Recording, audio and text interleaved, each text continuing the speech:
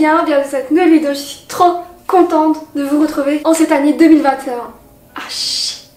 Je suis trop contente de vous retrouver en cette année 2022. Je tiens à vous souhaiter une excellente année 2022. J'espère qu'elle sera remplie d'épanouissement, d'amour, de projets et de positif. Je dois vous avouer que j'ai longuement et longtemps hésité avant de publier cette vidéo parce que le thème de cette vidéo est vraiment devenu quelque chose d'existentiel pour moi.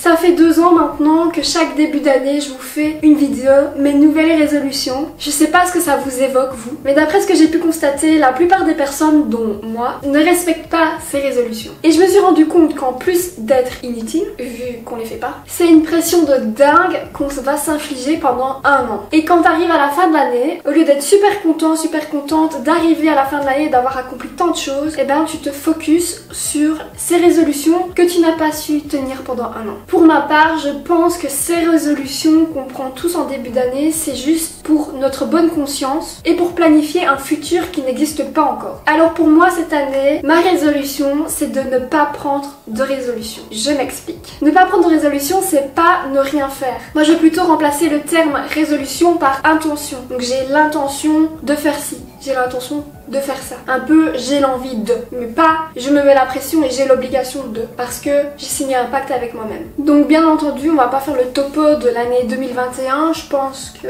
c'est pas important de savoir ce que j'ai réussi ou ce que j'ai pas réussi parce que finalement je pense que quand on prend des nouvelles intentions, et ben elles peuvent durer 2-3 ans parce que c'est pas du jour au lendemain qu'on va pouvoir réussir à être qui on est par exemple. Donc cette année j'aimerais tout simplement être active et dynamique, être plus à l'écoute des autres, de faire des choses que j'aime et donc de ne pas faire les choses que j'aime pas parce que j'utilise tellement d'énergie pour faire des choses que j'aime pas qu'après j'ai plus d'énergie pour faire des choses que j'aime bien. Ce qui pose un petit peu problème puisque ça devrait être l'inverse, ça devrait être je fais tellement de choses que j'aime que ça me donne la motivation de faire des choses que j'aime pas. J'ai envie de voir le potentiel que j'ai envie d'apprendre encore et d'évoluer personnellement. J'ai l'envie aussi d'être moi-même, de m'écouter, de me respecter et surtout d'apprendre à dire non.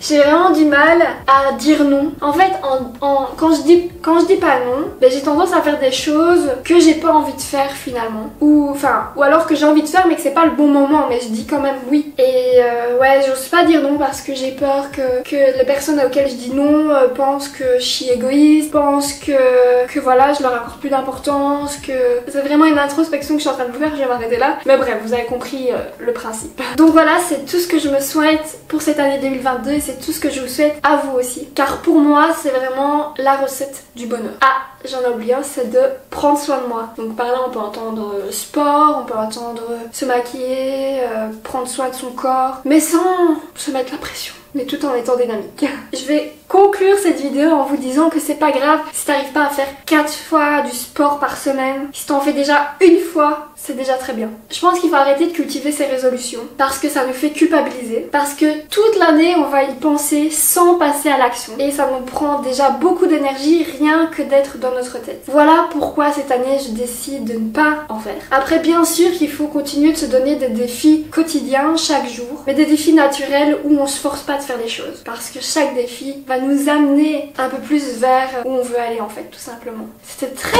philosophique cette vidéo. J'espère que j'aurai autant d'inspiration pour mon examen de philo. Sur ce, je vous souhaite de passer une excellente journée et une très bonne année 2022. Je vous embrasse et à la semaine prochaine. Bye. Ouais, cette fois-ci, je reprends sérieusement les vidéos après ces petites vacances.